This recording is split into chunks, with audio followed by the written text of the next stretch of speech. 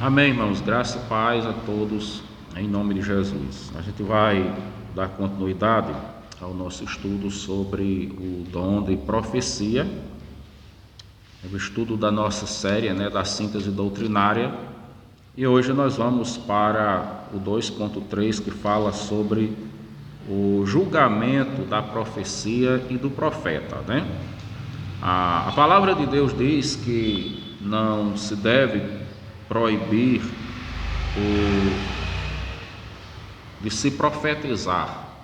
Está lá em 1 Coríntios capítulo 14, versículo 39, diz: portanto, meus irmãos, procurai com zelo o dom de profetizar, e não proibais o falar em outras línguas. Tudo, porém, seja feito com decência e ordem. Então, o dom de profecia e o dom de línguas, e especificamente o de profecia, que é o que a gente está falando hoje, tanto está sujeito ao julgamento da igreja, a profecia, como o profeta, O profeta, na questão do seu caráter, do seu testemunho, do seu compromisso com Deus, da sua prática, do dom de profetizar, e a profecia quanto ao seu conteúdo, quanto a coerência que esta profecia tem com a profecia maior, que é a profecia da palavra de Deus. Então, no estudo diz assim: a igreja neotestamentária mostrou grande cuidado com o discernimento da profecia e julgamento do profeta. Aqui em 1 Coríntios capítulo 14, versículo 29, como eu já li para vocês, certo? Há 5 testes sugeridos nas Escrituras para se provar a profecia. Primeiro, o caráter moral do profeta, Nós falamos o que? O título é sobre o julgamento da profecia e do profeta. O caráter do profeta, o compromisso que o profeta tem com Deus, tem com o reino de Deus, diz muito sobre a sua profecia, E a profecia também diz algo a respeito do profeta. Há uma interligação entre o profeta e a sua prática. Em Jeremias capítulo 23, versículo 14,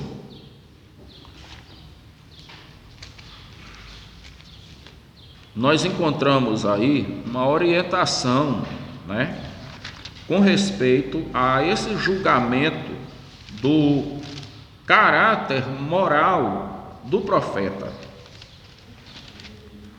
Capítulo 23, Jeremias, versículo 14, que diz assim: mas nos profetas de Jeremias vejo coisa horrenda: cometem adultério, andam com falsidade e fortalecem as mãos dos malfeitores, os profetas de Jerusalém, para que não se convertam cada um da sua maldade. Todos eles se tornaram para mim como Sodoma, e os moradores de Jerusalém como Gomorra, Então, observem aqui o que é que o Senhor está falando para o profeta Jeremias, que era um profeta de Deus, Na sua época, era praticamente o único profeta que estava ali na direção de Deus. Os outros profetas tinham se pervertido. E aí o que acontece? Deus estava dizendo ao profeta Jeremias que via nos profetas de Jerusalém coisas horrendas, tais como adultério, a falsidade, e eles fortaleciam as mãos aos malfeitores. Ou seja, eram profetas que estavam ali não comprometidos com a causa do Senhor, com a obra do Senhor, com a palavra de Deus, com a mensagem profética, em uma interpretação ortodoxa, correta das Escrituras. Mas eram profetas que eram bajuladores de homens, eram profetas que estavam mais comprometidos em agradarem os homens deste mundo do que em agradar a Deus. Por isso eles fortaleciam as mãos aos pecadores, aos malfeitores. Eles estavam comprometidos com a causa desses homens malfeitores e não com Deus. Isaías também, né, que é o outro profeta contemporâneo aí de Jeremias, capítulo 28, versículo 7, e que as pessoas nesse tempo, meus irmãos, por falta de conhecimento da palavra, deixaram de obedecer à voz de Jeremias e de Isaías para seguirem aos profetas do mal, né, os profetas de Baal. Qual foi o resultado? O povo acabou indo para o cativeiro. Capítulo 28, versículo 7 de Isaías, diz assim: mas também estes cambaleiam por causa do vinho e não podem ter-se em pé por causa da bebida forte. O sacerdote e o profeta cambaleiam por causa da bebida forte. São vencidos pelo vinho, não podem ter-se em pé por causa da bebida forte. Erram na visão, tropeçam no juízo, né? O juízo aqui seria o julgamento, seria a interpretação da sociedade e da palavra de Deus. A gente começou estudando, e vocês viram que na primeira parte do nosso estudo, nós falamos que a profecia bíblica, ela tem dois lados, né?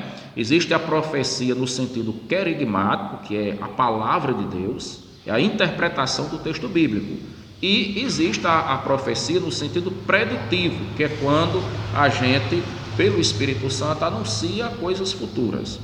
Mas o pregador que está pregando pelo Espírito Santo e ele faz a interpretação correta dos textos sagrados da Bíblia e passa essa mensagem, né, para o povo, ele está assim profetizando. O que estava acontecendo aqui no tempo do profeta Isaías? A Bíblia diz que os sacerdotes, eles estavam enchendo-se de vinho. Então a conduta moral, né? Uns eram adúlteros, outros estavam ali fortalecendo as mãos aos malfeitores, outros estavam enchendo a cara de vinho, como a gente diz, encheu a cara de vinho. E devido a esses homens que eram os representantes, que deveriam ser, né, os representantes de Deus ali para o povo, que deveriam conduzir o povo no caminho certo, por eles próprios estarem desviados, eles não tinham condições de conduzir o povo no caminho certo, né? E aí o comprometimento deles com o pecado era tão grande que a Bíblia diz que eles erravam na visão e no juízo. Então eles não estavam tendo uma consciência lúcida, iluminada pelo Espírito Santo ali para trazer a palavra de Deus para o povo. E aí acabavam com o seu modo de vida, com o seu exemplo, com suas mensagens, seus ensinamentos, eles conduziam o povo no caminho errado. Porém, Deus tinha lá Isaías e Jeremias, dois homens de Deus que estavam levando o povo no caminho do Senhor, mas o povo não quis. Por quê? Existe um problema muito grande com as pessoas, é que elas gostam muito de ir para onde está o grupo maior, né? Então de repente tem uma multidão de profetas dizendo assim: olha, haverá paz, haverá paz. Aí Deus levanta Isaías e Jeremias, os dois vão dizer: olha, quando vocês ouvirem aquela mensagem, paz, paz, eis que virá repentina destruição. E os profetas de Baal, eles diziam isso: não, haverá paz. Os profetas do Senhor diziam assim: olha, Deus vai levantar o castigo, vai vir a destruição sobre vocês se vocês não se arrependerem, se vocês não mudarem o caminho de vocês. Os outros diziam: não, haverá paz, Deus vai trazer paz, né? Eles falavam em nome de Deus, né? Deus vai trazer paz, vocês vão prosperar, vai dar tudo certo. E aí, meus irmãos, a gente precisa entender uma coisa: ninguém vai ter paz e ninguém vai prosperar andando contra a vontade de Deus. Nada dá certo para o homem quando este, né, ou um homem ou uma sociedade anda extraviada da vontade de Deus. Nada dá certo.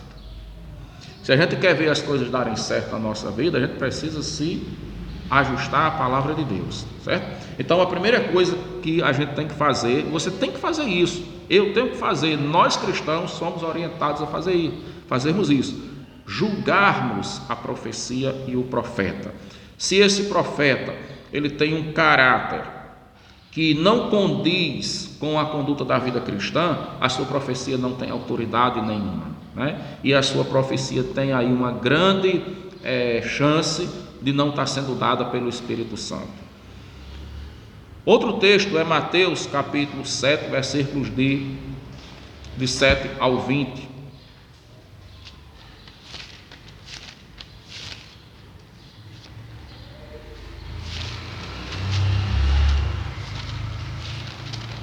Que diz assim, Mateus capítulo 7, 17 a 20. Assim, toda árvore boa produz bons frutos, porém a árvore má produz frutos maus. Não pode a árvore boa produzir frutos maus, nem a árvore má produzir frutos bons. Toda árvore que não produz bom fruto é cortada e lançada ao fogo.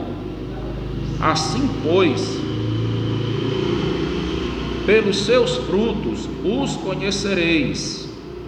Nem todo o que me diz Senhor, Senhor entrará no reino dos céus, mas aquele que faz a vontade de meu Pai que está nos céus. Muitos naquele dia hão de dizer-me: Senhor, Senhor, porventura não temos nós profetizado em teu nome? E em teu nome não expelimos demônios? E em teu nome não fizemos muitos milagres? Então lhes direi explicitamente: nunca vos conheci. Apartai-vos de mim, os que praticais a iniquidade.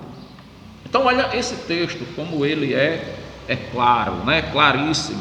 Se você olha lá a partir do versículo 15, tem a epígrafe dizendo assim: os falsos profetas. Olha o que o Senhor fala aqui, a partir do versículo 17. Toda árvore que é boa, ela produz fruto o quê? Fruto bom.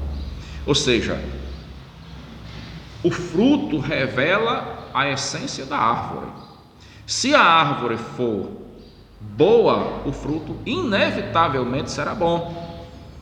Se a árvore for má, o fruto será mau. Aí como é que nós trazemos isso para essa questão do caráter profético? Você vê lá um profeta todo desarrumado, né? Falando de roupa não, falando da vida moral, todo desajeitado, sem compromisso com Deus, né? Às vezes quando está no culto, né? Está na igreja, é uma coisa espetacular, né? É um super profeta, um super cristão. Mas fora da igreja a sua vida não tem coerência com a vida cristã. Ele só é profeta, só é cristão quando está ali na igreja. Aí vem aquela profecia toda ungida, porque a gente vê uns camaradas por aí que quando eles dizem assim: sou eu o Senhor falando, né? Sou eu o Senhor falando, é o Senhor que fala contigo. Você vê assim uma autoridade. Esses dias eu estava vendo um vídeo aí de um camarada, né? Era uma autoridade tão grande que a gente pensava que não era nem Deus, que Deus falando por meio de um profeta, né? Eles trazem aquela arrogância assim tão grande que você pensa que até o próprio Deus que desceu do trono e ele está falando em pessoa direto com você, não está nem usando um profeta. E aí quando a gente vai ver, na maioria das vezes, essa autoridade não é autoridade, mas é a arrogância de um profeta carnal, todo desarrumado, querendo trazer palavra em nome do Senhor, quando o Senhor não falou através dele, né? Se você olhar lá no versículo de número 22, ele diz assim, que muitos vão chegar e dizer: Senhor, nós não profetizamos em teu nome? Então houve profecia, alguém profetizou, alguém falou ali em nome do Senhor. Lá no final ele vai dizer assim, versículo 23, eu lhes direi explicitamente. O Senhor está dizendo aqui: eu falarei claramente com vocês, vou deixar claro, eu nunca conheci vocês. Mas nós profetizarmos era em teu nome. Mas nós expulsávamos os demônios em teu nome. Os demônios saíam quando nós usávamos o nome do Senhor. Não era no meu nome não. Eu não conheci vocês. Quem é a pessoa então que Deus conhece? Como é que a gente pode saber? Ele vai dizer assim: nem todo que me diz Senhor, Senhor, mas aquele que guarda a minha palavra. Só dizer Senhor, Senhor e não viver um compromisso com o Evangelho não faz da gente cristão. O que faz da gente cristão é a gente viver a palavra. Viver a palavra, certo? É o que faz da gente cristão reconhecido diante do Senhor. Bom, aí ele vai dizer assim, olha, ainda no versículo de número 18, né? Não pode a árvore boa produzir fruto mau, nem a árvore má produzir fruto bom. Então, sim, se o cara tem um caráter reprovado, não pode a sua profecia ser uma profecia bíblica. Também, se a pessoa tem um compromisso com Deus, essa profecia vai ser julgada ainda. Ok, mas ela tem uma chance maior de ser uma profecia que venha do Senhor, né? Versículo de número 20: assim, pois, pelos seus frutos os conhecereis. É possível a gente conhecer um profeta? É possível a gente saber se uma profecia... A Bíblia está dizendo que você pode conhecer o cristão de forma geral, não somente o profeta, mas aquele que fala em línguas, aquele que ensina, aquele que expulsa demônios, aquele que cura, aquele que vive a vida cristã. Os frutos, pelos frutos você conhece a árvore, amém? Bom, então aqui é o primeiro julgamento, né, a respeito do caráter moral do profeta. O segundo julgamento se refere, o profeta procede de acordo com a palavra de Deus. Aí tem a ver com o quê? Com a função que o profeta está, a função do dom, né? Como ele está operacionando o dom. E aí também a mensagem, o conteúdo da palavra, né? Que ele fala assim, a natureza espiritual da profecia. O que é que está sendo dito? O que está sendo dito está de acordo com o que a palavra de Deus ensina? Ou contraria princípios da palavra do Senhor, né?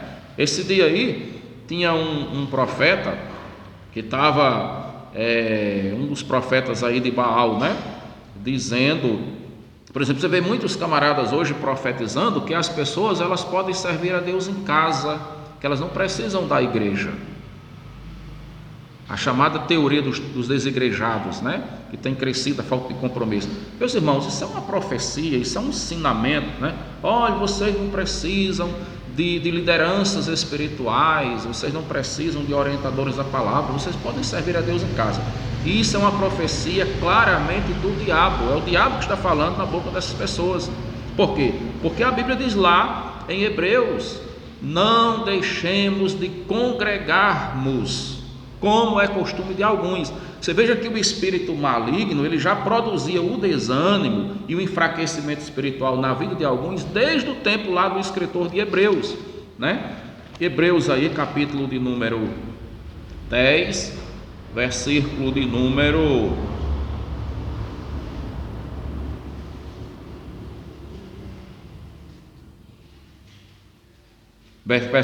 25. Hebreus 10, 25, diz assim: não deixemos de congregar-nos, como é costume de alguns, antes façamos admoestações, e tanto mais quanto vedes que o dia se aproxima.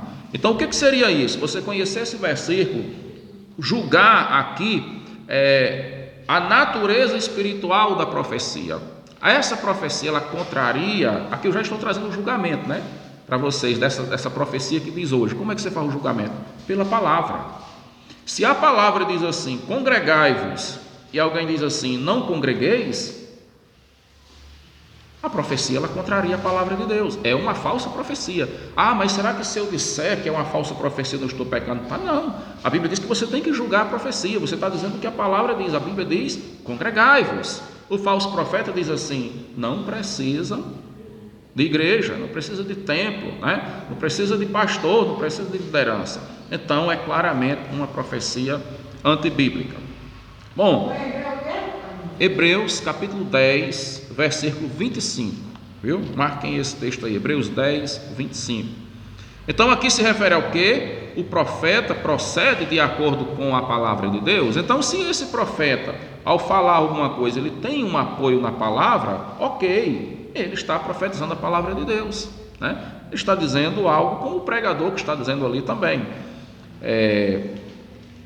Se ele falar algo que Deus não mandou ele dizer, ele está errando por dizer que Deus mandou o que Deus não mandou. Mas se ele disse o que estava ali na palavra, ficou como uma pregação. Agora, quando é pregação, que a gente pregue como pregação. Quando foi uma mensagem que veio como uma mensagem preditiva, né? Que seja anunciada como algo preditivo, certo? Depois, a natureza espiritual da profecia, como eu já falei, ela está de acordo, está ligado muito com esse outro ponto aí, o ponto 3, né? O 2. O quarto, a mensagem desvia o povo de Deus. Olha aí o que a gente acabou de falar, né? Você tem uma mensagem lá que diz assim: nós não devemos deixar de nos congregarmos, como é costume de alguns. Alguns já estavam esfriando na fé naquele tempo e já estavam deixando de congregar. Mas a Bíblia diz assim: não, congregai-vos cada vez mais quanto vedes que o dia se aproxima. Significa que estejam mais firmes na igreja. Então, a mensagem do profeta, ela desvia o povo do caminho de Deus, ela contraria o que Deus está falando. Vamos ver Deuteronômio capítulo 12, versos de 1 a 3.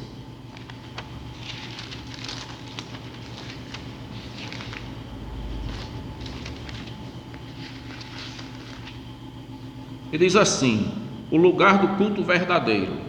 São estes os estatutos e os juízos que cuidareis de cumprir na terra que vos deu o Senhor, Deus de vossos pais, para possuirdes todos os dias que viverdes sobre a terra.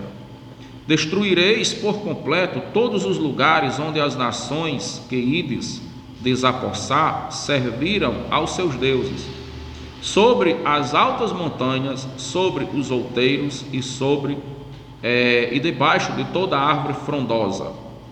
Deitareis abaixo os seus altares e despedaçareis as suas colunas, e os seus postes ídolos queimareis, e despedaçareis as imagens de escultura dos seus deuses, e apagareis o seu nome daquele lugar. O que nós encontramos aqui? Nós encontramos uma mensagem onde Deus fala sobre uma reforma espiritual que deveria estar acontecendo no meio do povo, e uma reforma também na questão geofísica, né, do espaço físico daquelas cidades onde os hebreus passariam a possuir. Nós sabemos que aquelas cidades, elas eram cidades o quê? Pagãs. Os moradores daquela cidade, Deus diz: olha, eles estão sendo destruídos, não é porque vocês são melhorzinhos do que eles, não, mas eles estão sendo destruídos porque eles servem aos ídolos, eles tinham rejeitado a Deus, eles cometiam abominações aos olhos do Senhor. Então tudo que eles faziam, toda aquela herança cultural, tudo que eles tinham construído ali, aquelas arquiteturas, né, que ele está falando das acrópolis, que eram os templos, os altares que eles construíam em cima dos outeiros, né? São pequenos montes, ou de montes maiores, tinha aquelas acrópolis que ela tinha uma influência assim regional, né? Você sabe que existem templos que eles têm assim uma influência religiosa local. Pode ser de um sítio, pode ser de uma cidade, pode ser de um bairro, mas existem outros santuários que eles trazem pessoas assim para o turismo, até de outros países, de outras regiões, né? Então são aquelas acrópolis maiores. O que outros faziam aqueles altares mais simples, debaixo das plantas, e aquela planta ali se tornava, a própria planta acabava se tornando também um ídolo, né? Na cultura pagã isso existe até hoje. Então Deus tinha dito que houvesse uma reforma, uma transformação na arquitetura daqueles lugares, na paisagem ali daqueles lugares, para que eles tirassem toda aquela contaminação espiritual e ali pudesse haver também uma consagração ao Senhor, que Deus fosse honrado ali. Aí vem, quando ele diz assim: a mensagem desvia o povo de Deus, vai que alguém se levanta e diz assim: não, vamos construir esses altares, como está acontecendo hoje, né? Em vários países do mundo, as pessoas estão resgatando isso como o quê? Como riqueza cultural, estão construindo. E isso vai, na certa, pelo que a palavra de Deus mostra, vai trazer maldição sobre o povo, vai vir problema para a economia do povo, vai vir peste sobre o povo, vai vir desastre, vai vir alguma coisa, porque a palavra de Deus mostra que Deus vai ter um momento para fazer isso, como ele fez no passado, ele continua fazendo hoje, certo? Outra coisa, a mensagem tende a encobrir pecado.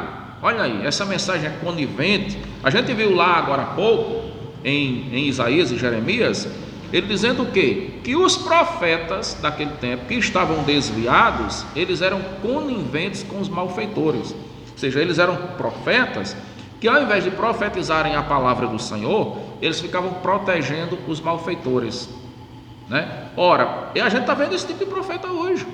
Essa semana aí eu vi uma mensagem de um pregador bem famoso, né? Onde ele estava dizendo o seguinte, que quando você prega o bem, a palavra de Deus, você automaticamente está combatendo o mal.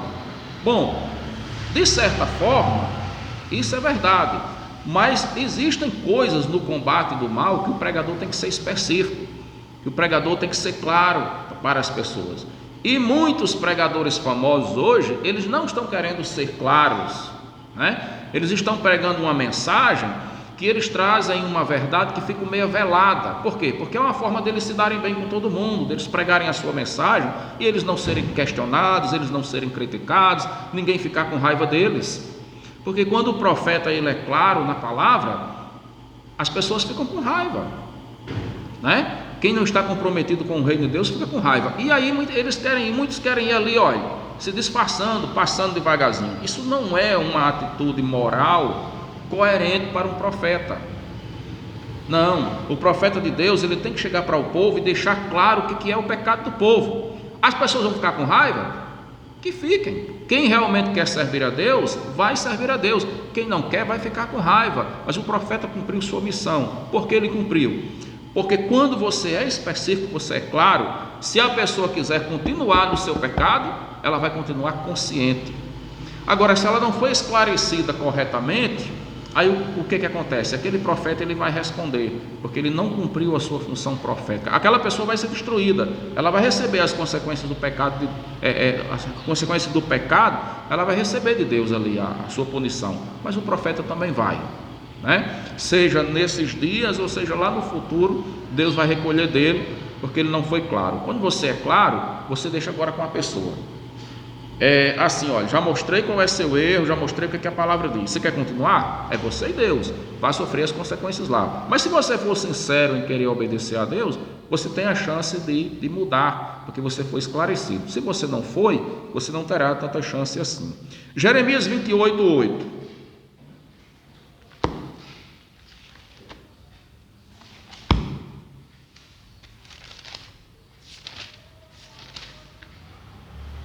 Os profetas que houve antes de mim e antes de ti, desde a antiguidade, profetizaram guerra, mal e peste contra muitas terras e grandes reinos, né? A partir do versículo 7, ele diz assim: mas ouve agora esta palavra que eu falo a ti e a todo o povo, para que ouçais. Os profetas que houve antes de mim e antes de ti, desde a antiguidade, profetizaram guerra, mal e peste contra muitas terras e grandes reinos. O profeta que proferir paz, só ao cumprir-se a sua palavra, será conhecido como profeta, de fato enviado pelo Senhor. Então o que acontece? Como é que nós podemos, depois de você julgar o caráter do profeta, o conteúdo da palavra, como é que você vai saber agora se a palavra realmente se concretiza como palavra de Deus? Bom, tem profeta que vai profetizar a paz, tem profeta que vai profetizar a guerra. E aí? Ora Deus vai anunciar ao povo que virá a paz, ora Deus vai anunciar ao povo que virá a guerra. No tempo de Isaías e Jeremias, não. Deus estava anunciando que a guerra viria, o mal viria porque o povo estava desviado da palavra. Aí os profetas lá do mal, né, estavam dizendo paz, paz. Aí ele diz: por que vocês dizem paz, paz, quando haverá guerra? Quando disserdes paz, paz, eis que virá repentina destruição. E veio o cativeiro sobre o povo. Foram 70 anos no cativeiro, né? 70 anos ali no cativeiro. Então o que acontece? Após você julgar o profeta, você julga a profecia. A profecia ela está de acordo com a palavra. Tem um terceiro julgamento, que esse é o tempo. Ela vai se cumprir? Aqui ele está dizendo assim: quando o profeta disser haverá paz e a palavra se cumprir, então esse profeta foi enviado pelo Senhor.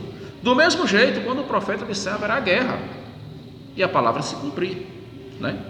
É o que prova que foi enviado pelo Senhor. Se estas perguntas forem respondidas positivamente, a profecia não passou no teste, ou seja, o caráter do profeta é ruim? Não passou. A palavra está em desacordo com a mensagem de Deus? Está, não passou, né? Agora, se o caráter é bom, se a palavra está em acordo com a mensagem, se a mensagem do profeta, ela busca a edificação, porque a gente viu lá em Coríntios o quê? Que todas as coisas devem ser feitas para a edificação. Deus não dá um dom para a desconstrução do seu reino. Nenhum dom vai ser levantado para a destruição do reino. A gente está vendo hoje tantas pessoas pregando, mas as pessoas não estão trazendo uma palavra construtiva, né? Tantas pessoas profetizando, mas a gente vê constantemente a desconstrução do reino. Então, muito cuidado, muita responsabilidade com aquilo que estamos pregando. Se você prega a palavra e alguém se escandaliza porque não quer seguir a palavra, aí é problema da pessoa. Agora, se a sua palavra, ela desvia as pessoas porque não está de acordo com a verdade de Deus, aí a responsabilidade é sua como profeta. No outro ponto aí, nós vamos falar sobre a autenticidade dos sinais, né? Os sinais, eles são verídicos, são autênticos, são verdadeiros. Êxodo, capítulo 7, versículo 9.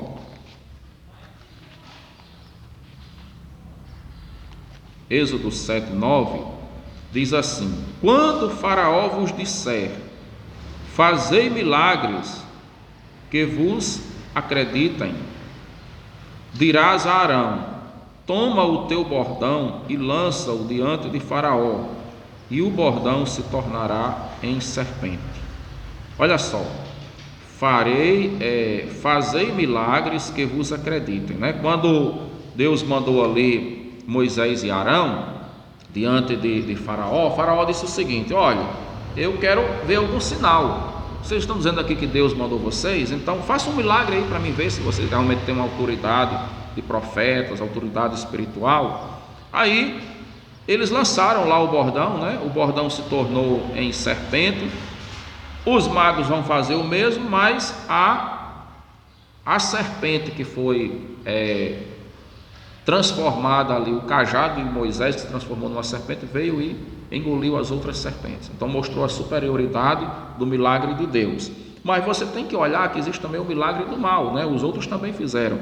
É aí o versículo 9, olha o 10. Então Moisés e Arão se chegaram a Faraó e fizeram como o Senhor lhes ordenara.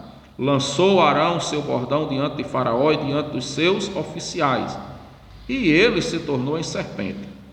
Faraó, porém, mandou vir os sábios e encantadores, e eles, os sábios do Egito, fizeram também o mesmo com as suas ciências ocultas, pois lançaram eles cada um o seu bordão, e eles se tornaram em serpentes, mas o bordão de Arão devorou os bordões deles. Ou seja, a serpente de Arão devorou as outras serpentes. E olha como eram muitas serpentes ali, virou um serpentário, né? Só que Deus desmascarou ali o mal. Segundo Reis, capítulo 4, de 1 a 17,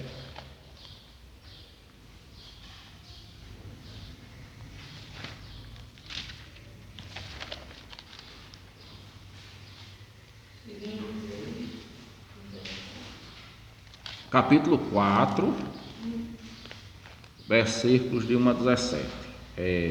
Eliseu aumenta o azeite da viúva, né? Mostra aquele momento lá daquela viúva que tinha 2 filhos, né? E o seu marido deixou uma dívida. Então, quando ela ficou viúva, o credor lá, né, o dono da dívida, procurou ela e, como ela era pobre, não tinha nenhum bem para dar, né, ali como pagamento daquela dívida, ele disse assim: eu vou levar os seus filhos para trabalhar e ficarem como pagamento da dívida, seriam escravos, né, eu vivi a vida toda ali. E aquela mulher, ela se aperreou muito, né? Por quê? Porque ela só tinha aqueles filhos, era agora os seus companheiros, eram os donos da casa, era quem ia ajudar ela na sobrevivência, além do problema que seria uma mãe perder seus filhos como escravos, né, para pagamento de uma dívida. Então o que aconteceu? Ela foi ao profeta, o profeta Eliseu, e Eliseu lá vai dizer a ela que ela junte vasilhas ali com as vizinhas, né? O máximo que ela puder. Enche a casa de baldes, de bacia, de tudo que tiver, tudo quanto for utensílio ali que possa acumular azeite, e depois ela fecha a porta, né? E ali o que acontece? Quando ela fechou a porta, Deus começou a fazer a multiplicação e encheu tudo, e ela teve um grande milagre dentro da sua casa, que ele disse assim: você pague a dívida e viva do resto. Então foi suficiente para resolver o problema dela. Com aquele azeite ela pagou a dívida, seus filhos não foram escravos, né? E eles tiveram o azeite para ir vivendo ali. Um grande milagre de Deus. O que acontece?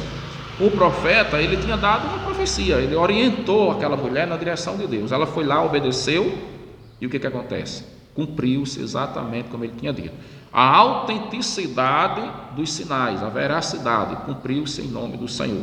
A Bíblia diz também: crede nos seus profetas e prosperareis. Então, mesmo que a palavra pareça estranha, quando você obedece a palavra de Deus, você prospera. Quando você não obedece, você atrai sobre si o mal. Um homem chamado Naamã, né? Naamã, que era aquele comandante, aquele general do exército sírio, né? Que era leproso. Então ele vai diante do profeta Elias ali e vai buscar um milagre. A menina que era criada dele disse: olha, vá diante do homem de Deus que tem lá em Israel. Quando ele chega ali, aí o profeta diz assim: olha, vá lá no rio e dê 7 mergulhos nas águas. E ele achou muito estranho aquilo ali, né? Ele ficou insatisfeito com a palavra do profeta. Ele disse assim: eu pensava que ele ia impor a mão sobre a minha cabeça, que ele ia fazer uma oração, que ele ia dizer assim: lepra, saia desse homem em nome de Jesus, eu declaro a sua cura, que ele ia fazer uma unção com óleo. Meus irmãos, quando a palavra de Deus, ela é de Deus, a palavra é de Deus, o Espírito Santo tem a liberdade de trabalhar. A gente não vai querer que Deus faça do nosso modo. Ele esperava, o modo como ele queria, é que o profeta fizesse algum ritual. O profeta disse: vá lá e mergulhe. Aí um soldado dele, né, quando ele achou estranho, o soldado disse: meu senhor, qual o prejuízo que lhe dá? Ele não está pedindo para o senhor fazer uma coisa muito difícil de fazer, não. Se o senhor for lá e der 7 mergulhos e não acontecer nada, o senhor não perde nada. Não é melhor obedecer a palavra de Deus? Qual é o custo que lhe faz dar 7 mergulhos no rio? Aí ele disse: está certo, é isso mesmo, eu vou fazer, né? Foi lá e deu 7 mergulhos. E quando ele saiu no último mergulho, o seu corpo estava limpo, estava curado. Deus cumpre a sua palavra através dos seus profetas, como Deus manda, certo? Então esses textos mostram que emissários de Satanás, no caso o texto lá dos magos, né, que ele diz assim, que eles fizeram seus milagres com as suas ciências ocultas, ou seja, era ocultismo, era poder das trevas, era satanismo puro ali. Então o diabo também tem os seus milagres. A gente leu agora há pouco, lá em Mateus, quando Jesus disse: Senhor, nós não expulsamos demônios em teu nome, nós não fizemos sinais. O que são sinais? São milagres, né? Aqueles cajados que se tornaram ali em serpentes são sinais. Aquilo chamou a atenção do povo, mas o sinal do Senhor, ele vai sempre ter a sua distinção. Então, emissários de Satanás também podem operar sinais e maravilhas. Isso é uma advertência, meus irmãos, para que nós possamos fazer esse julgamento com prudência, com cautela, né? A gente precisa conhecer as Escrituras e a gente precisa fazer um julgamento amadurecido, detalhado, para não sermos precipitados. Quando algo se comprova, passa por esse crivo da palavra, né? Passa por esse teste, essa avaliação da palavra, então deve ser aceito, a gente ficar ainda naquela atitude de prudência, até vermos o cumprimento daquela palavra, tá certo? Eu queria deixar hoje essa palavra para vocês, pedir a você que ainda não é inscrito no nosso canal, nós estamos com um outro canal, então esses vídeos novos são do outro canal, e a gente está pedindo que todas as pessoas que estavam no canal anterior, que possam migrar para esse, né? Esses vídeos novos já são do novo canal, então se você já era inscrito no outro, você pode estar pensando que é do mesmo canal, mas na verdade estamos com outro canal. Então pedimos a todos vocês que se inscrevam de novo, se inscrevam nesse canal, ative todas as notificações, aí você vai estar recebendo automaticamente as mensagens Quando nós publicarmos, o YouTube vai estar mandando para você. Compartilhe estas palavras com os seus grupos, com os seus contatos privados, tá bom? Com as suas redes sociais, e curta também as nossas mensagens para que assim o YouTube possa entender que esse conteúdo é relevante e ele possa sugerir a outras pessoas que também estejam acompanhando as nossas mensagens. Deus abençoe a todos. Muito obrigado em nome de Jesus.